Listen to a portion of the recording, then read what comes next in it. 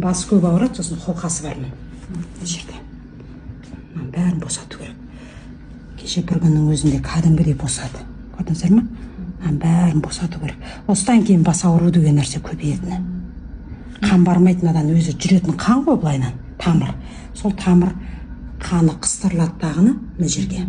Тұрып қалады мына барлық. Содан кейін бас ауру, таңертең тұрғанда ұйқы қанбау, беттің бары отек болып тұру. Екі қолы ұйып қалады. Иә, екі қолы ұю, содан басталады. Сосын екі қолы ұйып бастағаннан кейін білесіздер, ақырында бұл арты неге баратын. Сондықтан ұйықтап аты оянсам екі қолымда жаңа болмайды. Оған ұйып қала бәрін кіреді. Көрдіңіздер ме? Естідіңіздер. Рахат. Мен өзім рахаттанамшы, біреуге массаж жасағанда ол адам рахаттанса, мен как будто өзіме жасап жатқандай рахаттанам. Сондықтан жұмысын